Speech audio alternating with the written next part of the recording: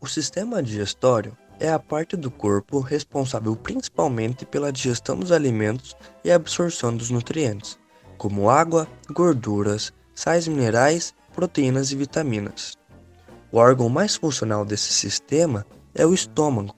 Os animais possuem diferentes tipos de estômago conforme a espécie. Todos os estômagos possuem o peritônio, uma película serosa que, como um grande saco, reveste os órgãos abdominais, formando pregas e acompanhando o contorno das vísceras. O estômago dos cães é muito parecido com o dos humanos. É um estômago monogástrico e sua forma lembra a letra J. Ele tem a capacidade total de aproximadamente 8 litros. Possui usualmente muito gás no seu lume e é composto pelas seguintes partes: cárdia, que é a transição entre esôfago e estômago, onde existem glândulas secretoras de muco. Logo após, encontramos a porção maior do estômago, dividida em fundo, que é a curvatura superior, e o corpo, uma grande porção central que se estende do fundo à esquerda até a parte pilórica, à direita. O antro pilórico é a porção inicial de paredes finas que se estreita num canal pilórico. O antro pilórico e o fundo são responsáveis por secretar suco gástrico e muco. O suco gástrico, representado em verde, é um líquido composto por ácido clorídrico e enzimas, principalmente a pepsina, que só se mantém ativa em pH ácido. Ela é responsável pela decomposição de proteínas e pequenos peptídeos. O revestimento dessa área é bastante espesso, constituído por uma mucosa rugosa representada em amarelo, que possui um epitélio de revestimento simples prismático com células mucoprodutoras. Também possui glândulas fúngicas, cárdicas e pilóricas. Mais externamente, existem duas camadas de músculo liso que ajudam na expulsão do material produzido pelas glândulas. Duas substâncias importantes no processo da digestão são a gastrina e o ácido clorídrico. A gastrina é um hormônio peptídico responsável pelo estímulo de produção do ácido. O ácido clorídrico é um ácido forte, que auxilia na degradação do alimento. A digestão é dada quando a gastrina incentiva a sua produção. A gastrina também é fundamental para o crescimento da mucosa gástrica e tem importância na motilidade do estômago. Outra espécie que possui particularidades no estômago é o cavalo. O estômago dos equinos é relativamente pequeno em relação ao restante do aparelho digestivo, o que obriga eles a se alimentarem por longos períodos de tempo, em torno de 15 a 18 horas por dia. A capacidade estomacal é de apenas 9%, isto é, se o volume total é de 130 litros, ele capacitará apenas 12 litros de alimento. Internamente, o estômago apresentará uma mucosa composta por uma área glandular que está em vermelho, representando 2/3 da superfície gástrica. Ela se divide em glandular cárdica, fúngica e pilórica. Essa região é recoberta por criptas. A mucosa aglandular em cinza representa 1/3. Tem um epitélio escamoso estratificado sem autoproteção eficiente, o que leva à predisposição para a ocorrência de 80% das lesões resultantes da ação do ácido na mucosa. A linha divisória entre a região aglandular e glandular é chamada de margem preguiada e está representado na cor laranja. As glândulas cárdicas se encontram na coloração amarela, as glândulas pilóricas estão representadas na cor azul e as fúngicas de roxo. As glândulas cárdicas e pilóricas são as que produzem o muco alcalino, que faz um tampão para proteger o estômago do ácido gástrico. O estômago é subdividido externamente em cárdia, que é a sua entrada, fundo, corpo e região pilórica, que representa a saída.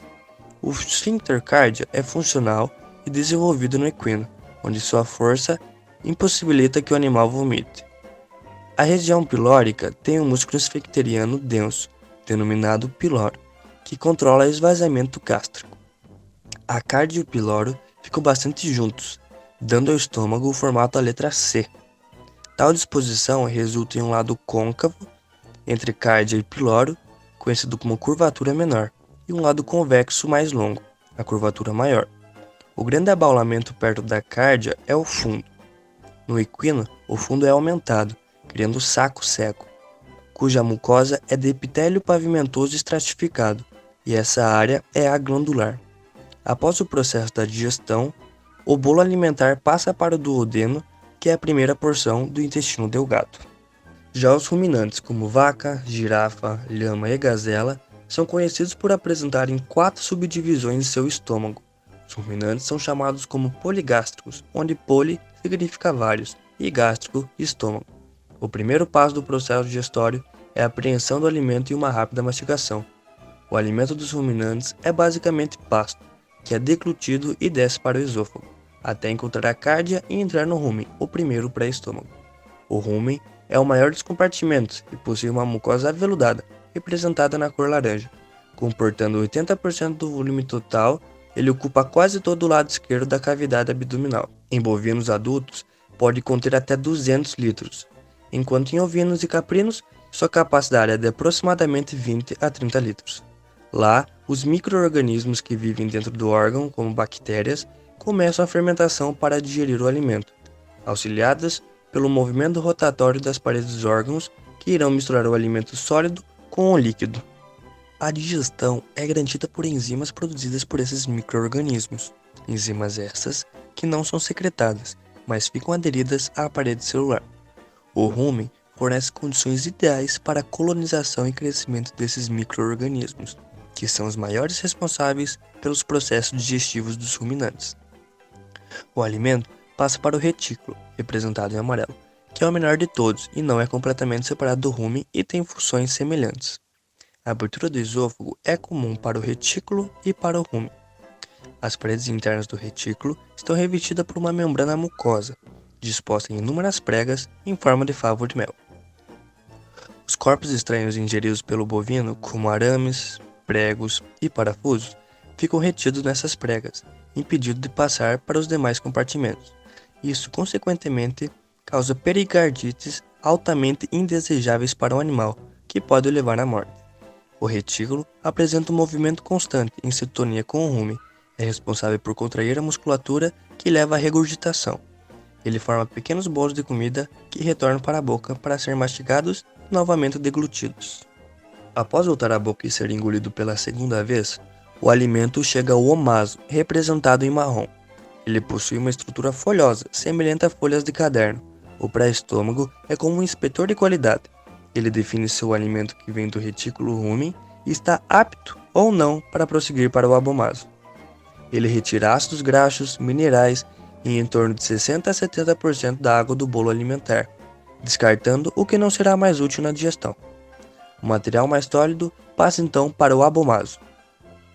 Também chamado de estômago verdadeiro, o abomaso representado em azul é o responsável pela digestão de fato, assim como acontece no estômago de animais não ruminantes. E é nele que o bolo alimentar irá ser digerido pelas enzimas presentes. Essas enzimas são produzidas pelas glândulas do abomaso, juntamente a hormônios, ácidos e água. Após esse processo, o bolo alimentar passa para o intestino delgado, para dar continuidade aos processos de digestão até a formação das fezes.